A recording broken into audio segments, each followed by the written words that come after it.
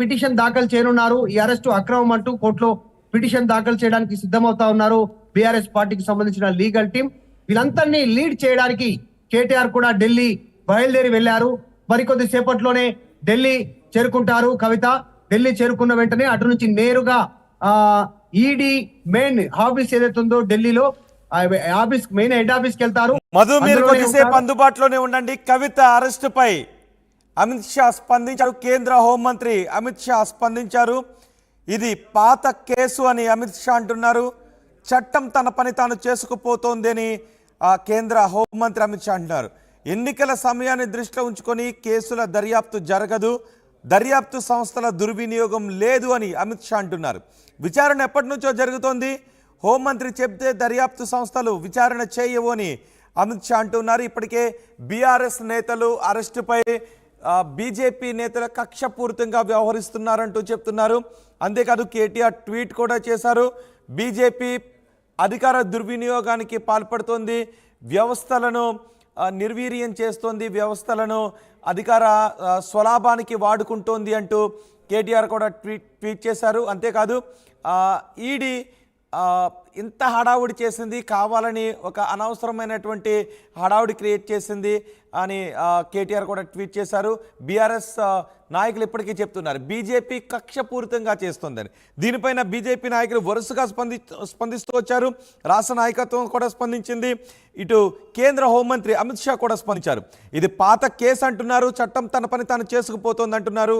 ఎన్నికల సమయాన్ని దృష్టిలో ఉంచుకుని దర్యాప్తు జరగదు, దర్యాప్తు సంస్థల దుర్వినియోగం లేదు, విచారణ ఎప్పటి నుంచో జరుగుతోంది, అయినా హోంమంత్రి చెబితే దర్యాప్తు సంస్థలు విచారణ చేయవు అని అమిత్ షా ఆయన రిప్లై ఇస్తున్నారు. కవిత అరెస్టుపై కేంద్ర హోంమంత్రి అమిత్ షా ఈ విధంగా స్పందించారు. మా ప్రతినిధి మధు కూడా మనకి అందుబాటులో ఉన్నారు. మధు, ఇప్పటికీ అధికార దుర్వినియోగానికి బీజేపీ పాల్పడుతోంది అని అంటూ ఉంటే చట్టం తన పని తాను చేసుకుపోతోంది అని బీజేపీ నేతలు అంటున్నారు. మరోవైపు కాంగ్రెస్ రెండు ఒక్కటే అనే ఆరోపణలు కూడా ఇస్తున్నాయి. మరోవైపు ఎన్నికలకు ముందు అవసరానికి ఉపయోగించుకొని ఎన్నికల తర్వాత వదిలేస్తోంది బీజేపీ అని ఇటు కాంగ్రెస్ కూడా అంటుంది. సో ఏ విధంగా చూడాలి జరుగుతున్న రాజకీయ పరమైనటువంటి చర్చను, ఏ విధంగా చూడాలి?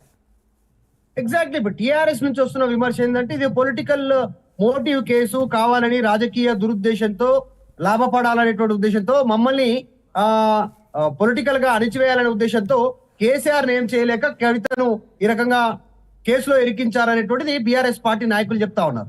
కానీ అటు ఈడీ అధికారులు, సిబిఐకి సంబంధించినటువంటి అధికారులు చెప్తా ఉంది ఏంటంటే పక్కా ఆధారాలు ఉన్నాయి అనేటువంటిది. ఆమె ఎవరితో అయితే ఈ మనీ లాండరింగ్ కి సంబంధించినటువంటి కేసు ఇప్పుడు బుక్ అయిందో, గతంలో ఎవరెవరితో ఈ డబ్బు లావాదేవీలు జరిపారో, ఫోన్లతో చాట్ చేశారో, ఎవరెవరితో టచ్ లో ఉన్నారు, ఎక్కడెక్కడ ఢిల్లీలో ఎవరెవరిని కలిశారు, ఏ హోటల్లో కలిశారు, ఎన్నిసార్లు ఢిల్లీ వచ్చారు ఈ కేసు పైన, ఈ లిక్కర్ స్కామ్ కి సంబంధించిన అంశంలో ఈమె మనుషులు ఎవరెవరిని కలిశారు అనేటువంటిది మొత్తం కూపీలాగే ప్రయత్నం చేశారు. దాంట్లో భాగంగా కొంతమంది అప్రూవర్ గా మారారు, కొంతమంది నిందితులుగా మారిపోయారు. దీంట్లో ఆల్రెడీ కొద్దిమంది జైలు జీవితం గడుపుతా ఉన్నారు. సిసోడియా కావచ్చు, ఆల్రెడీ కేజ్రీవాల్ కు ఈడీ వరుసగా నోటీసులు ఇస్తా ఉంది. కవితకు గతంలోనే 3 సార్లు ఈడీ విచారించింది. 2022 డిసెంబర్ లో సిబిఐ ఒకసారి, తర్వాత రెండోసారి విచారించింది సిబిఐ, మూడోసారి కూడా రీసెంట్ గా నోటీసులు ఇచ్చినటువంటి పరిస్థితి. సో చాలా సుదీర్ఘంగా కేసు నడుస్తా ఉంది. ఈ కేసుకు సంబంధించి ఆరోపణలు వస్తా ఉన్నాయి బీజేపీ పైన, ప్రభుత్వం పైన. కాబట్టి టాప్ లెవెల్ సంబంధించినటువంటి నాయకుడుగా ఉన్నటువంటి అమిత్ షా రెస్పాండ్ అయ్యారు. దాంట్లో పార్టీలో, ప్రభుత్వంలో నెంబర్ 2 గా ఉన్నటువంటి అమిత్ షానే డైరెక్ట్ గా టాప్ లెవెల్లో ఆయన రెస్పాండ్ అయ్యారు. ఆయన కంటే ముందు కిషన్ రెడ్డి రెస్పాండ్ అయ్యారు. ఆయనకు ముందు ఆదేశాలు వచ్చాయి. ఇక్కడ పార్టీ తరఫు నుంచి ఎవరు ఈడీ కేసు పైన, అరెస్టు పైన, కవిత ఇష్యూ పైన అనవసరంగా రాద్ధాంతం పొలిటికల్ కామెంట్స్ చేయొద్దు అనేటువంటిది పార్టీకి ఆదేశాలు అందాయి. అదే విధంగా డైరెక్ట్ గా top level candidate, second top 2 candidate పార్టీలో ఉన్నటువంటి అమిత్ షా, ప్రభుత్వంలో ఉన్నటువంటి టాప్ 2 లో ఉన్నటువంటి అమిత్ షా కూడా రెస్పాండ్ కావడంతో దీనికి అత్యంత ప్రాధాన్యత సంతరించుకుంది. రేపు కవిత తరఫున ఇది అక్రమ అరెస్ట్ అంటూ వాళ్ళు పిటిషన్ వేయనున్నారు. అయితే రేపు శనివారం తర్వాత ఆదివారం ప్రత్యేక పిటిషన్ వేయడానికి ప్రయత్నం చేస్తా ఉన్నారు. 2 రోజులు ఆమె ఖచ్చితంగా ఈడీ అధికారుల సమక్షంలోనే ఉండాల్సినటువంటి ఒక క్లిష్ట పరిస్థితులు ఎదురయ్యాయి. రేపు ఎన్నికల నోటిఫికేషన్, దేశవ్యాప్తంగా ఎన్నికల కోడ్ అమల్లోకి వస్తుంది. హడావుడి ప్రారంభమవుతుంది పూర్తి స్థాయిలో. రేపంతా కూడా రేపటి నుండి ఎన్నికల కోడ్ వచ్చిన మరుక్షణం నుంచే ఎన్నికల కమిషన్ కి అధికారాలు ఉంటాయి. ప్రభుత్వాలన్నీ కూడా నిర్వీర్యం అయిపోతాయి, చేతనావస్థలోకి వెళ్ళిపోతాయి. సో రేపు వీళ్ళ పొలిటికల్ మూవ్మెంట్ కి సంబంధించినటువంటి విషయం పైన కూడా కాస్త ఇబ్బంది ఎదురయ్యే పరిస్థితి ఉంది. నిరసనలు, ధర్నాలు, ఇతరత్ర కార్యక్రమాలకు సంబంధించి. కాబట్టి కేవలం కోర్టును నమ్ముకునే పరిస్థితి ఏర్పడింది బీఆర్ఎస్ పార్టీకి సంబంధించిన నాయకులకు.